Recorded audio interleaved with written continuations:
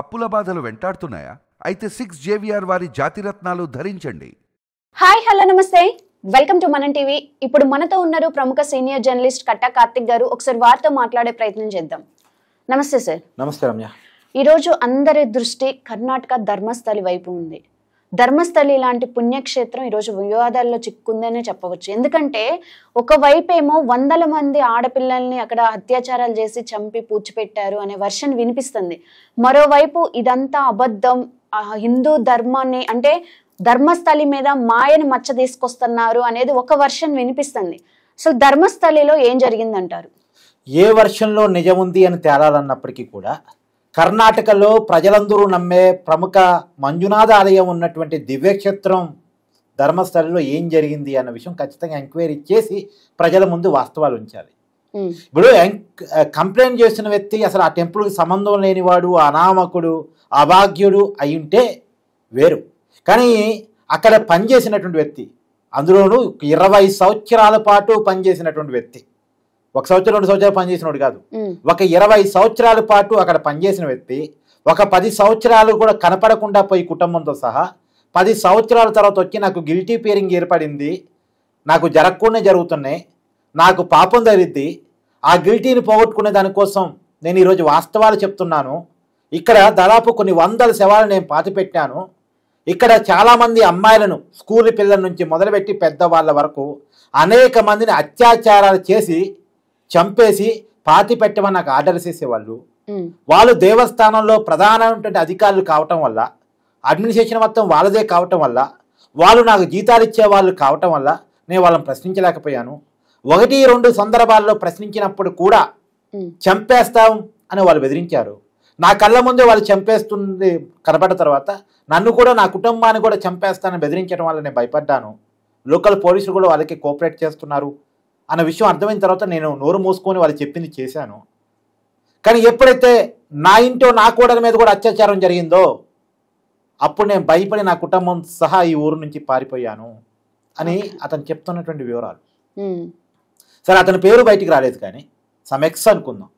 ఎందుకంటే విక్టిమ్గా ఉన్న వ్యక్తి వివరాలు బయటకు వస్తే అతని ప్రాణానికి కూడా ముప్పు కాబట్టి పోలీసులు ఇంతవరకు అతనికి సంబంధించిన సమాచారాన్ని బయట సమాజంలో పెట్టలేదు. కానీ వివరాలు మాత్రం వస్తున్నాయి. ఇప్పుడు ఎగ్జాంపుల్ 2003లో అనన్య భట్ అనేటువంటి కస్తూరిబా పాఠశాలలో చదువుతున్నటువంటి ఒక వ్యక్తి, ఒక అమ్మాయి, వాళ్ళ స్కూలు ఏదో విజిటింగ్ ప్రోగ్రామ్, విహారయాత్ర, అందులో భాగంగా ఈ ధర్మస్థలికి వచ్చారంట. దేవుని దర్శించుకున్నారు. వాళ్ళ ఫ్రెండ్స్ ఏమో మేము షాపింగ్కి వెళ్తామని చెప్తే, కానీ నేను టెంపుల్లోనే ఉంటానని ఈ అమ్మాయి అన్నదంట. అదే చివరి చూపు ఫ్రెండ్స్కి ఆ అమ్మాయిని చుట్టం. ఆ అమ్మాయి తర్వాత కనపడలేదట అనన్య భట్. తర్వాత స్కూల్ యాజమాన్యం వాళ్ళ మదర్కి ఫోన్ చేసి చెప్పింది ఒక 3 రోజుల తర్వాత, 3 రోజుల నుంచి మీ అమ్మాయి కనపడట్లేదు అని చెప్పేసి. వాళ్ళ మదరు ఈ కోల్కత్తాలో స్టెనోగ్రాఫర్గా CBIలో పనిచేస్తారంట. సుజాత భట్ ఆమె పేరు.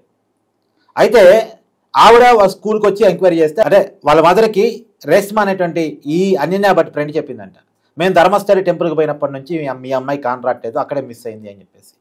ఫస్ట్ మిస్సింగ్ అనుకున్నారు, ఎవరన్నా కిడ్నాప్ చేశారనుకున్నారు. తర్వాత ఈ అమ్మాయి లవ్ అఫేర్తో ఎవరితో పోయింది అనుకున్నారు. ఈ మదర్ బై పోలీసులు కంప్లైంట్ చేస్తే పోలీసులు చెప్పిన సమాధానాలు ఇలా ఉన్నాయంట, మీ అమ్మాయి ఎవరితోనో పోయి ఉంటుందని చెప్పేసి. తర్వాత అలా ఎలా పోద్ది, మా అమ్మాయి అలాంటిది కాదు అని చెప్పేసి ఈ అమ్మాయి ఫైట్ చేస్తున్నందుకు గాను ఒక 3 నెలల తర్వాత ఈమెను కిడ్నాప్ చేసి కొట్టి చంపే ప్రయత్నం చేశారంట. కానీ ఈమె హాస్పిటల్ పాలైంది, చావలేదు. కళ్ళు తెరిచిన తర్వాత కూడా కూతురు కోసం ఫైట్ చేస్తూనే ఉంది. ఎప్పుడైతే ఈ కంప్లైంట్ ఇప్పుడు కొత్తగా నమోదైందో, ఆ టెంపుల్లోనే పారిశుధ్య కార్మికుడిగా పనిచేసినటువంటి వ్యక్తి నేనే 100 కొద్ది శవాల్ని పూడ్చిపెట్టాను అన్న విషయం ఎప్పుడైతే బయటకు వచ్చిందో, ఈ మదర్ కూడా బయటకు వచ్చి మళ్ళీ లీగల్ టీంతో కలిసి ఫైట్ చేస్తూ ఉంది. నా కూతురు అస్థికలైన దొరికితే పద్ధతి ప్రకారం అంత్యక్రియలు చేసుకుంటాను అని చెప్పేసి ఆమె ఫైట్ చేస్తూ ఉంది. అంటే అనన్య భట్ ఒకటి, తర్వాత ఇంకొక అమ్మాయికి సంబంధించి కూడా, అమ్మాయి పేరేంటి, సౌజన్యకి సంబంధించి కూడా ఇంకో కథ వైరల్ అవుతా ఉంది. అనన్య భట్, సౌజన్య మనకు తెలిసిన పేర్లు ఇవి, బయటికి రాని పేర్లు, తెలవని పేర్లు. ఆ ధర్మస్థలి చుట్టుపక్కల ఉన్నటువంటి అనేక మంది అమ్మాయిలు చివరికి భిక్షాటం చేసుకునేటువంటి మహిళలను కూడా వదలలేదండి. అత్యంత దారుణంగా, పాశవికంగా ఆ పారిశుధ్య కార్మికుడు చెప్తున్నటువంటి బయటకు వస్తున్నటువంటి వివరాల ప్రకారం అయితే ఇప్పుడు ఇక్కడ ఏంటంటే అది ధర్మస్థలి అనేది చెడు జరిగినప్పుడు నిద్ర చేస్తా ఉంటారు. అంటే జన సంచారం ఎప్పుడు ఉండే గుడి కదా, అక్కడ ఇలాంటివి ఎలా జరుగుతాయి అనేది కొంతమంది వర్షన్. ఒక విషయం ఏంటంటే ఇది 1993 నుంచి 2013 మధ్య జరిగి ఉండొచ్చు. ఒక 20 సంవత్సరాలు అది చెప్తున్నారు. ఓకే, 20 సంవత్సరాల కాలంలో సోషల్ మీడియా పెద్దగా యాక్టివ్గా లేని రోజులు అవి. సీసీ కెమెరా ఫుటేజులు పెద్ద ఎత్తున టెంపుల్స్లో లేని రోజులు అవి. జనం చూస్తే చూసినట్టు, చూడకపోతే చూడనట్టు. సో ఎవిడెన్స్ కలెక్షన్కి ఇప్పుడంటే కొంత ఈజీ అయిపోయింది ఇప్పుడున్న టెక్నాలజీ ప్రకారం. ప్రతి చోట సీసీ కెమెరా ఫుటేజ్లు ఉంటున్నాయి. సో ప్రతి దాన్ని వైరల్ చేయడానికి సోషల్ మీడియా ఒకటి ఉంది. రైట్. ఈ సోషల్ మీడియా కూడా ఈ మధ్య యాక్టివేట్ అయిందే కదా, 2015 తర్వాత యాక్టివేట్ అయింది. ఆఫ్టర్ కోవిడ్ బాగా యాక్టివేట్ అయింది. 2015 తర్వాత బాగా సోషల్ మీడియా వచ్చింది. కానీ అంతకు ముందు జరిగిన సంఘటనవి అప్పుడు పెద్ద ఛానల్స్ ఎవరైనా ఉండి చూపించగలిగితే, ఇష్యూని కనిపెట్టగలిగితే, అక్కడ జనం ఆ జరుగుతున్న హత్యలను, అత్యాచారాలను చూడగలిగితే తప్ప ఇది ప్రధానంగా జనం నానుల్లోకి వచ్చిన రోజులు కావవి. ఆ రోజుల్లో జరిగిన సంఘటన కాబట్టి మరి దీని నిజాలు ఇదే నిజమని చెప్పడానికి కూడా లేదు. ఇంకొక వర్షన్ కూడా ఉంది. సహజంగా నేత్రావతి నది, ఇది ఈ మంజునాథ టెంపుల్కి పక్కన ఉండేటువంటి నది. అది రివర్ ప్రాంతం. ఆ రివర్ ప్రాంతం పరిధిలో ఆ నియర్ బై చనిపోయిన ఎవరినైనా సరే అక్కడే పాతి పెడతారు. కాబట్టి అక్కడ పాతి పెట్టారు కాబట్టి ఆ పాతి పెట్టిన శవాలను చూపించేసి, ఇక్కడ వందల శవాలు ఆటోమేటిక్గా ఉంటాయి కాబట్టి ఆ శవాలను చూపించేసి ఇగో ఇట చంపేసి అత్యాచారం చేసి పాతి పెట్టారు అని చెప్పొచ్చు కదా.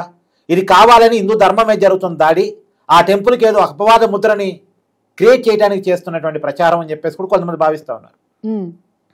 సరే, అదొక వాదన. ఏ వాదనైనా ఎంక్వైరీలో తేరాల్సిందే. ఎందుకో తెలియదు మరి రాష్ట్ర పోలీసులు కొంత నిర్లక్ష్యంగా ఈ కేసులో వ్యవహరిస్తున్నది కనపడుతూ ఉంది. కేంద్రం కూడా రంగంలో దిగలేదు. ఇది చాలా పెద్ద ఇష్యూ. కొన్ని వందల మంది అమ్మాయిల జీవితాలకి సంబంధించినటువంటి ఇష్యూ, వాళ్ళ రక్షణకి సంబంధించిన ఇష్యూ. ఇది దేశవ్యాప్తంగా కూడా వైరల్ అవుతోంది. ఇప్పుడు కేంద్ర ప్రభుత్వం రంగంలో దిగాలి, వాస్తవానికి కనిపెట్టాలి, ఖచ్చితంగా కనిపెట్టి తీరాలి. ఒక విషయం కాకపోతే ఏంటంటే ఈ మరి వందల కొద్ది అమ్మాయిల కుటుంబాలు ఉంటాయి కదా, మరి వాళ్ళెంతా ఎందుకని బయటకు వచ్చిండరా లేదా వచ్చినా సరే ఈ విషయాలు బయటకు రాలేదా? ఇక చాలా పెద్ద అనుమానాలు ఉన్నాయి. ఇప్పుడు అమ్మాయిని మిస్సింగ్ కేసు అంటే చిన్న విషయం కాదు. ఆ నియర్ బై కొన్ని వందల మంది అమ్మాయిలు కనుక మిస్ అయ్యారు అంటే అదో పెద్ద రచ్చగా మారుండాలి ఇప్పటికే. మరి ఇతను కంప్లైంట్ ఇస్తే తప్ప ఆ విషయం బయటికి రానంత ఉందా? ఆ పరిస్థితి ఉంటుందా? ఇప్పుడు సొంత కుటుంబ సభ్యురాలు పోయింది. కొంతమంది ఈ బెదిరించినా భయపడకుండా వస్తే సొంత కుటుంబ సభ్యురాలు చనిపోయిన తర్వాత చేతికొచ్చి వచ్చిన అమ్మాయి అత్యాచారం కాబట్టి చనిపోయింది అన్న విషయం అనుమానంకి వచ్చినా, ఏదో మిస్సింగ్ అయిందని అనుమానంకి వచ్చినా ఎవరు బెదిరింపులకి భయపడకుండానే గట్టిగా మాట్లాడే ప్రయత్నం చేస్తారు. మరి ఇన్నాళ్ళు ఏమైపోయారు? ఈ కుటుంబాలు ఏమైపోయినాయి? ఈ కుటుంబాల కంప్లైంట్స్ ఏమైపోయినాయి? కంప్లైంట్స్ పోలీసులు పట్టించుకోకపోతే రోడ్డు మీద గొడవ చేస్తారు కదా. ఇప్పుడు చిన్న చిన్న వాటికే పోలీస్ స్టేషన్ ముందు కూర్చొని మా అమ్మాయి మిస్సింగ్ అయితే మీరు కనిపెట్టలేకపోయారు, మా అమ్మాయి మీద అత్యాచారం పోలీసులు నిద్రపోతున్నారు అని మహిళా సంఘాలు, ప్రజా సంఘాలు, ఆ సంఘాలు ఈ సంఘాలు అంత కలిసి గొడవ చేస్తూ ఉంటాయి. అయితే ఇప్పుడు అనన్య భట్ అనే అమ్మాయి విషయం తీసుకుంటే, అమ్మాయి ఎక్కడో ఉండేది పుణ్యక్షేత్రం కాబట్టి వచ్చింది విజిట్ చేయడానికి. అలాగే ఎక్కడెక్కడి నుంచో వచ్చిన ఆడపిల్లల్ని ఇలా చేస్తుంటే తెలియదు కదా. అక్కడక్కడ అయితే ఇక్కడ ఉంటుంది. ఇప్పుడు అనన్య భట్ వచ్చింది. ఎలా వచ్చింది? కాలేజీ విహారయాత్రలో భాగంగా వచ్చింది. కాలేజీ విహారయాత్రలో భాగంగా వచ్చినప్పుడు వాళ్ళ అమ్మ ధర్మస్థలికి వచ్చే కంప్లైంట్ చేసే ప్రయత్నం చేస్తుంది కదా. మీడియాతో మాట్లాడి ఉంటుంది కదా. ఆ రోజుల్లోనే మాట్లాడి గొడవ చేసి ఉంటుంది కదా. ఈ క్రైమ్ వార్తలను నమ్ముకునే ఛానల్స్ ఖచ్చితంగా దీన్ని హైలైట్ చేసి ఉంటాయి కదా. సరే, ఆ ఒక్క ఇష్యూ అంటే పెద్ద హైలైట్ కాకపోవచ్చు. అలాంటి వాళ్ళు 10 మంది వచ్చి అదే ధర్మస్థలికి వచ్చి కంప్లైంట్ ఇచ్చి మీడియాతో మాట్లాడుంటే 10 మంది ఇక్కడే మిస్ కావటం ఏంటి అనేటువంటి చర్చ ఆ రోజుల్లోనే వచ్చి ఉన్నారు కదా.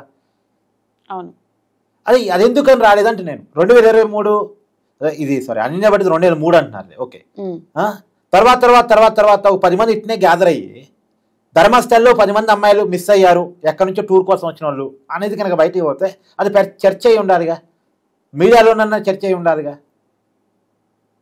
ఏమో చాలా అనుమానాలు ఉన్నాయి. అట్టని అబద్ధం అని చెప్పడానికి లేదు. ఇప్పుడు అక్కడ శవాలను తీస్తే, అదే ఆ పూడ్చిపెట్టిన శవాలని అతను చెప్తున్నాడు కదా, ఆ శవాలను తీస్తే ఆ ఏ ఏజ్డ్ పర్సన్ చనిపోయారు, రెగ్యులర్గా చనిపోయి పాడ్చిపెట్టడం అంటే అన్ని ఏజ్లో ఉంటారు. ముసలా ముక్క నుంచి మొదలుపెట్టి చిన్నపిల్లల వరకు ఉండొచ్చు కాక. కానీ ఆ ఒక పర్టికులర్ ఏరియా ఏజ్ వాళ్ళు ఎక్కువ ఉన్నారనుకో, అప్పుడు ఖచ్చితంగా అనుమానించవచ్చు ఈ ఏజ్ వాళ్ళు ఎక్కువ ఎందుకున్నారు అని. నిజమే, అత్యాచారం చేసి చంపిన మాట వాస్తవమే అని ఒక నిర్ధారణకు రావడానికి అవకాశం ఉంటుంది. ఏది ఏమైనా చనిపోయినటువంటి శవాలని గుర్తించడం, బాడీని గుర్తించడం, వాటికి దొరికిన అస్థికలు దొరుకుతాయి, బాడీలు దొరకవు, ఎందుకంటే చాలా సంవత్సరాలు కాబట్టి బాడీలు దొరకవు, అస్థికలు దొరుకుతాయి. అస్థికలకి DNA టెస్టులు నిర్వహించి ఇప్పుడు ఆ అస్థికలను బట్టి ఇప్పుడున్న టెక్నాలజీ ప్రకారం వాళ్ళ ఏజ్ కూడా గుర్తించవచ్చు. అంటే ఇప్పుడు ఏది గుర్తిస్తే వాళ్ళు చనిపోయిన నాటికి ఏ ఏజ్తో చనిపోయి ఉంటారన్నది కూడా ఐడెంటిఫై చేయవచ్చు.